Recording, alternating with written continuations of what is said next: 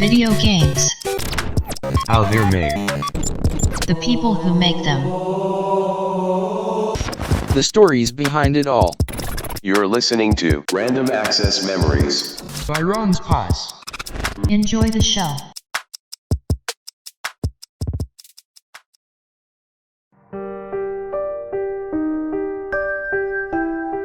It's October.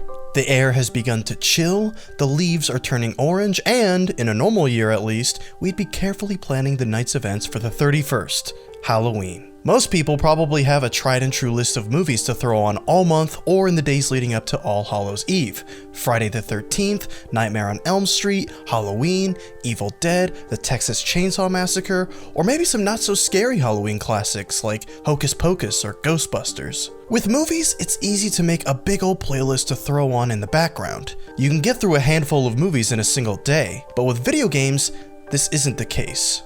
As we very well know at this point, video games take a considerably longer amount of time to complete from start to finish than a movie. And while horror games aren't typically the 100-hour adventures you might get from games like Skyrim or The Witcher, they still typically require dedication over the course of multiple days. So what many gamers do to get ready for Halloween is to simply start early, to get in the Halloween spirit days or weeks ahead of time. And while many horror franchises like the ones I listed earlier have been subject to obsolescence, many of the scary franchises in video games are still going. Some even stronger than ever, like Resident Evil. But there's always been one that's been the natural counterpart to Resident Evil. The jelly to its peanut butter, the Joker to its Batman, the tails to its heads, the Pepsi to its Coke. Silent Hill. Where Resident Evil goes for zombies and the occasional jump scare, Silent Hill went cerebral, psychological horror. In terms of raw scare factor, Silent Hill may just be the scariest horror property in the world, movie, game, or otherwise. However, that doesn't mean it's been treated with that respect by the company that owns it, Konami. Silent Hill has been in a sort of limbo since its last major release in 2012. But there was one ill-fated project that grabbed industry-wide attention after a sneaky demo was released on PS4, one with some of the biggest names not just in gaming, but in horror in general. But today, it's been lost to the annals of history and known only as Silent Hills. Welcome to Random Access Memories, a gaming podcast dedicated to the stories behind video games. This podcast is an in-depth look at a variety of the different franchises, developers, and studios around the world that form the greatest entertainment medium in the world. History, conversations, fun facts about franchises you thought you knew everything about. This is Random Access Memories. Random Access Memories is a podcast produced by Ronspies, a YouTube channel dedicated to in-depth looks at video games. If you like the podcast, please follow the show on your podcast distribution platform of choice, leave a positive review, and subscribe to the channel. With that, please enjoy the show. Hello and welcome to the October spooky episode of Random Access Memories. I'm your writer and host Wade Ronspies, and I'm sad to say, but this is the penultimate episode of Season 1. The next episode is going to be the last in this 10-part season. I'm coming to a point in life where I'm not entirely confident I can produce these episodes on a weekly basis, which is code for I'm moving, so I wanted to take some time off, work on some scripts, plan the episodes out a bit more carefully. I learned a lot from these episodes, and I can't wait to apply what I've learned to future episodes. So this isn't over, I just need some time off. Anyway, welcome to episode 9, Silent Hills. The events surrounding this game's story are still somewhat up in the air, but I wanted to describe the events leading up to everything that involved Silent Hills. The people who were destined to make it, the promise of the project, and the fallout after its infamous cancellation. Silent Hill is a Japanese psychological horror game series that began in 1999 with Silent Hill on PlayStation 1. Silent Hill and its sequels are renowned for their cerebral assault and their deep, personal, and thoughtful stories that confront the darkest parts of the human psyche. Silent Hill touches on themes like loss, sexuality, trauma, all within the supernatural fog-filled town of Silent Hill. Silent Hill is an intellectual property owned and published by Konami, the same company that owns and publishes Castlevania, Contra, Suikoden, and Metal Gear Solid, famously created and directed by Hideo Kojima. Hideo Kojima had been involved with games before and after the creation of Metal Gear, but for the most part, Metal Gear was his entire existence. But at this point in time, 2012 that is, he was seeking to dabble in the horror genre. His desire to explore this genre is evident in many of the set pieces of Metal Gear Solid 5 The Phantom Pain and eventually 2019's Death Stranding. But being an employee of Konami, his options were limited. He could do what he typically did, which was to implement any new ideas into Metal Gear somehow, or to find another Konami property to use, considering Konami tends to be pretty hesitant when it comes to new IP. And that property would inevitably have to be Silent Hill. But according to Kojima, he's a pretty big, quote, scaredy cat when it comes to horror movies, so he wasn't entirely confident he could pull it off. But it was the president of Konami himself that asked Kojima to be the director for the next Silent Hill project in 2012, all while Kojima was busy on what would become Metal Gear Solid 5. But the promise of a Silent Hill game using the brand new Fox engine was very enticing, and that is what ultimately pulled Kojima to direct the project. Kojima is a legendary director and a student of international film, so for such an esteemed creator to take the reins on such a legendary franchise was a huge, exciting idea. And that's not even mentioning that this would be the first time Kojima would lend his directing talents to an existing property. So this would also be the first time we saw Kojima's interpretation of something not directly tied to something he himself created. Metal Gear fans know and love the Kojima touch,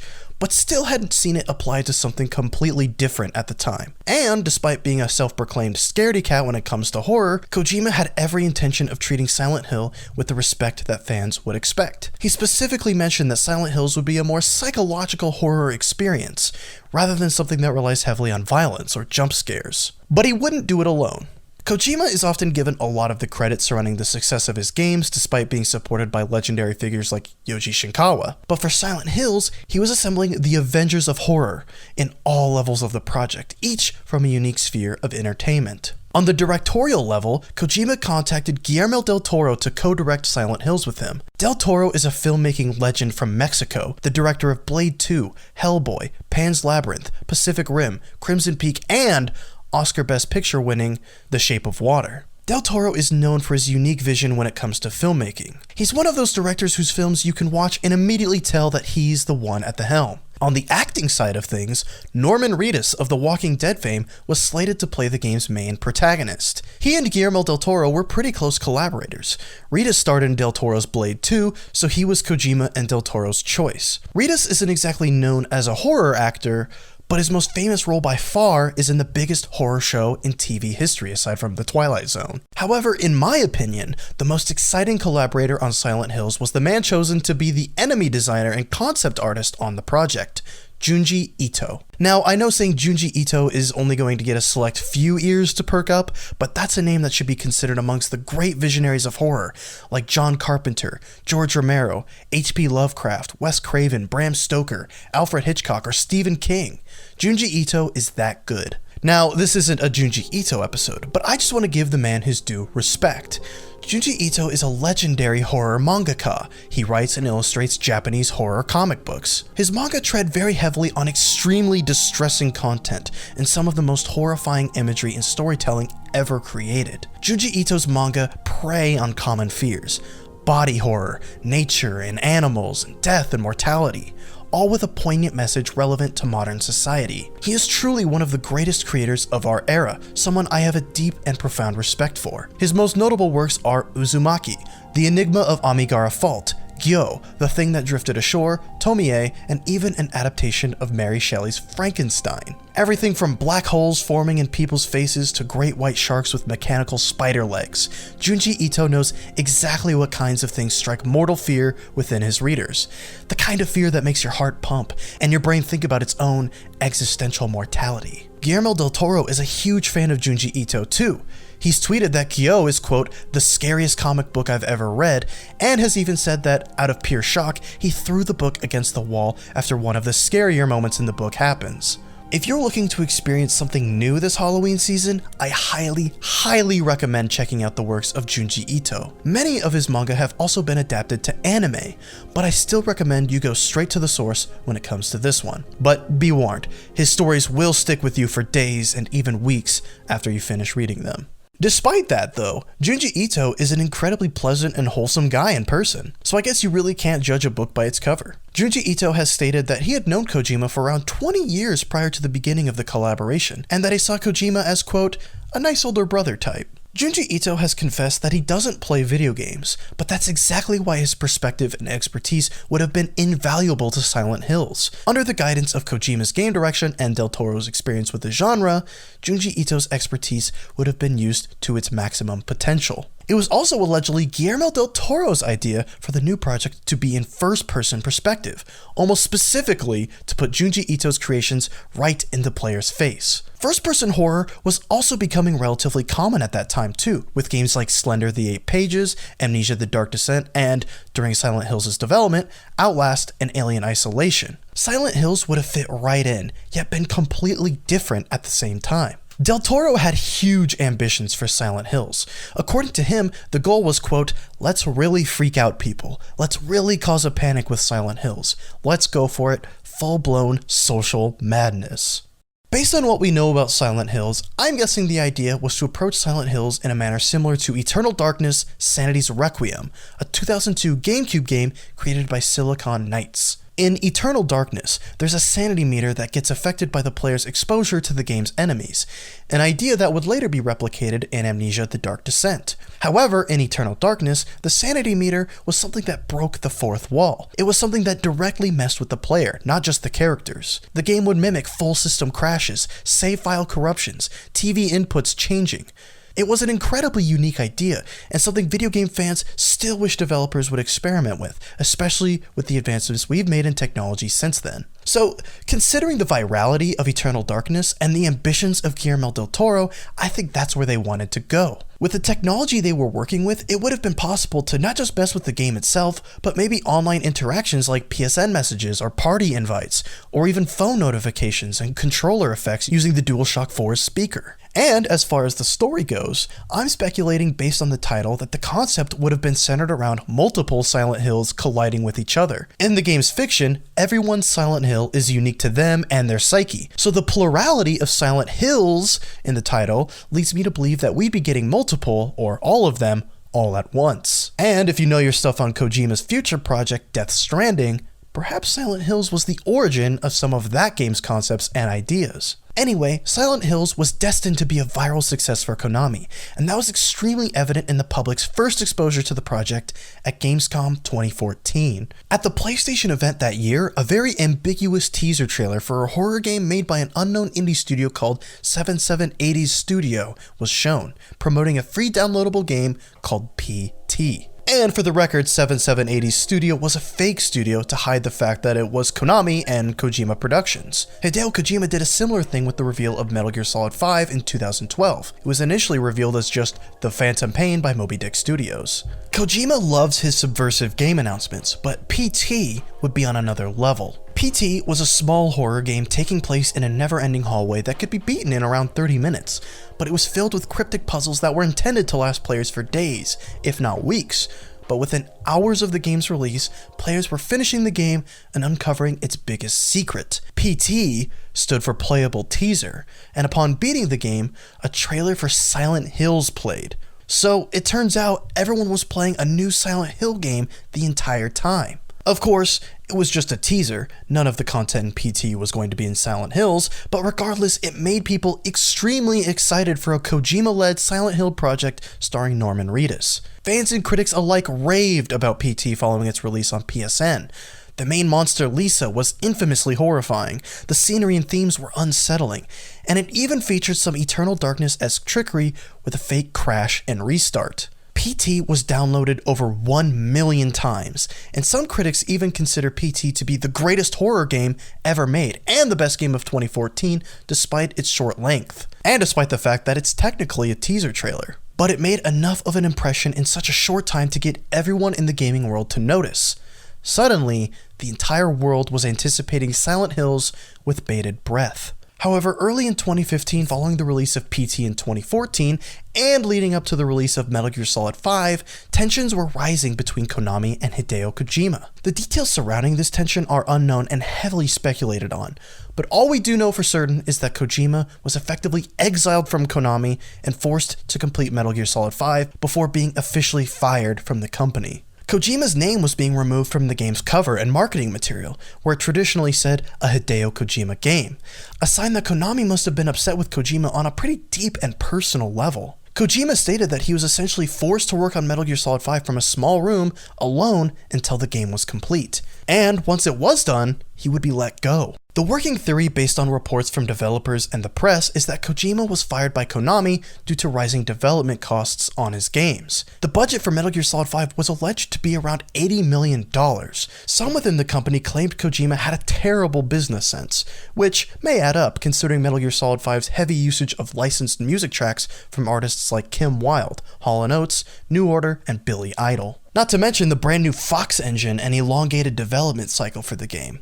But regardless of Kojima's lack of business acumen, most agree that Konami's response to the situation was extremely dramatic and harsh. Konami even prevented Hideo Kojima from attending the Game Awards in 2015 to accept any of the awards Metal Gear Solid 5 received. He was effectively blacklisted and held prisoner by Konami at the same time. And the harsh treatment of Hideo Kojima was especially evident with how Konami treated Silent Hills following the news of his eventual departure. Not only was Silent Hills cancelled on account of one of its directors being blacklisted by the company, any trace of its existence was wiped. PT was delisted from the PSN store, meaning that no one could find it in the store and download it anymore. Re-downloading it and transferring it to other PS4s is a pretty complicated process nowadays too.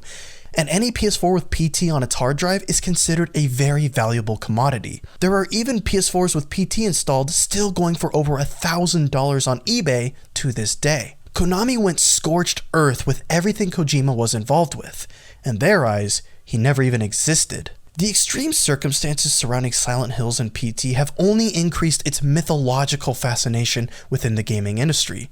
It has since achieved legendary status. It is, in and of itself, a bit of a horror story. In the following months and years, everyone was attempting to rationalize or even refuse to accept that Silent Hills wasn't happening. Guillermo del Toro swore off ever working on video games in the future. Norman Reedus expressed his disappointment on social media, but fans just weren't ready to let go. Petitions were made, begging Konami to continue the project. Fans attempted to remake PT on their own, and there were even rumors going around that Microsoft was interested in buying the rights to finish the project for $1 billion, which was nonsense, obviously, considering the Silent Hill franchise itself wasn't even worth that much. Fans and critics just didn't want to see this project disappear, and understandably so. But Konami had no interest in pursuing Silent Hills any further following the situation with Kojima, and also saw his departure as an opportunity to dramatically restructure the company. Konami hasn't really done much publishing-wise since 2015, mostly sticking to Pro Evolution Soccer and, most infamously, pachinko machines. Pachinko machines are basically Japanese slot machines in terms of popularity and concept. It's gambling, essentially. The player buys a bunch of small silver balls, puts them in the machine, and launches them pinball style and tries to land them in specific areas to increase their ball count, which they then can exchange for prizes or, if they go down the block a little bit, cold hard cash. They can't officially gamble in the game centers, but that's how they get around it, by exchanging for cash outside of the arcade itself. Konami went big into this market following 2015. In fact, this is almost their exclusive use for their intellectual property these days. They even remade cutscenes from fan favorite Metal Gear Solid 3 in the Fox engine, specifically for use in a pachinko machine, not an actual game. The first stirrings of Silent Hill since the cancellation of Silent Hills was even last year in 2019 as a pachinko machine. It's a bit of a joke at this point, and not the funny kind. However, there have been signs that their pachinko-focused direction has been changing.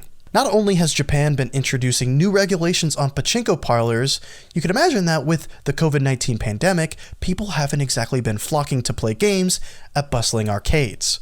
Recently, Konami introduced the world of Silent Hill to the popular PC multiplayer horror game Dead by Daylight, allowing players to play as the protagonist from Silent Hill 3 and as Pyramid Head from Silent Hill 2. Not exactly a promising step, but hey, it's more than they've done for the past 5 years. Konami have also been releasing their classic games like Metal Gear Solid, Castlevania, and Silent Hill 4 on PC through GOG.com, a sign that, if they're not making new games, at least they're making their old ones more accessible. But what happened to Hideo Kojima following his sudden departure from Konami in 2015? Later that same year, it was announced that not only was Hideo Kojima starting his own independent studio, he was also going to be collaborating with PlayStation to develop his first major project away from Konami. Sony was essentially giving him a blank check to make whatever he wanted to, as long as it was exclusive for PlayStation and eventually PC. So Kojima reunited with a lot of his former co-workers and began development on what would become Death Stranding using Guerrilla Games' Decima engine, which they had created for Horizon Zero Dawn. Death Stranding even saw the return of Norman Reedus, Guillermo del Toro, and Junji Ito, but only Norman Reedus reprised his initial role as the main protagonist. Del Toro wasn't the co-director, and Junji Ito wouldn't be a character designer. Instead, they were simply 3D models scanned into the game as cameos, amongst a list that also included the likes of Nicholas Winding Refn, Sam Lake, Jordan Vogt-Roberts, Edgar Wright, Jeff Keighley, Herman Holst, and more. And those were just the cameos. The main cast included Hollywood actors like Leah Seydoux, Mads Mikkelsen, Lindsay Wagner, and Margaret Qualley, not to mention legendary video game talents like Troy Baker and Yuri Lowenthal. It's unfortunate that these pieces couldn't have come together under Silent Hills, but Death Stranding was still an incredibly ambitious project that attempted to innovate. Kojima referred to Death Stranding as the world's first Strand-type game, which is a fancy way of saying that it's a single-player game that allowed players to interact with each other in meaningful ways. If you left a ladder behind, someone somewhere else in the world can use that ladder in their world. Same goes for ropes and vehicles, and players would also have to collaborate by pooling together resources to build things like roads and bridges. It's a pretty unique idea, one specifically tailored to an experience focused on exploration and traversal rather than pure action and combat. Death Stranding was revealed at E3 2016 and was the source of a ton of speculation and confusion leading up to its PS4 release in November 2019. Death Stranding was a pretty divisive game, but one fans and critics respected nonetheless. Whether you love it or hate it, anyone can admit that there just isn't anything else like it on the market, and for that, it deserves some respect. Personally, it was my favorite game of last year. I loved it. It did pretty well at that year's Game Awards too, racking up awards for Best Direction, Best Original Music, and Best Performance. It launched on PC earlier this year in July, and it's not really known where Kojima Productions is heading next. All signs seem to be pointing to a new AAA quality horror game and plans to make original feature films. But for the horror game, Junji Ito has said that he has been invited to work with Kojima once again. Either way, we probably won't hear about it for a while, but we did think the same thing when the studio formed in 2015, and then we got a game announcement 6 months later, so who knows, maybe they work fast. But what's next for Konami? What's next for Silent Hill? Honestly, no one knows. They're both kind of an enigma. However, there have been stirrings from notorious games leakers on Twitter that Konami is planning a Silent Hill revival on PS5 in partnership with Sony Interactive Entertainment Japan, meaning it would be a console exclusive. So not only were people wrong about Microsoft getting a crack at Silent Hill and buying it for $1 billion, the complete opposite is true, assuming the leaks are true. The leaks also suggest that it'll have no connection with Silent Hills or anything from that project, and that a demo is done and ready to go whenever Konami wants to pull the trigger. Of course, it's not crazy if you want to take all this information with a grain of salt, but wouldn't it be exciting if this was true? Either way, I guess we'll have to wait and see where Silent Hill will go. Assuming it goes anywhere, that is. But I think, sadly, we can all rest assured that the Silent Hill game we wanted is dead and buried. And maybe there will never be a Silent Hill as heavily anticipated or as promising as Silent Hills. But that doesn't mean we shouldn't welcome the return of such a beloved horror franchise, assuming it's done right. Everyone has their own Silent Hill, and maybe a world without Silent Hills is ours. And that's that on PT and Silent Hills. This one was kind of a bummer, I know, but it's a fascinating story regardless. I love everything Kojima has worked on, and even though I'm a pretty big baby when it comes to scary games, I can always appreciate it when publishers are willing to go all in on risky games. And with Resident Evil making a big comeback, why can't Silent Hill? Perhaps that's why we're suddenly hearing about a potential PS5 Silent Hill game. It's a direct response to Capcom's huge success with Resident Evil 7 and Resident Evil 2 Remake. Either way, that's a wrap on this story, and I can't wait for next week's episode, the finale. It's the perfect build-up to next gen, so I hope you tune in. Thanks for listening, and I'll see you next time.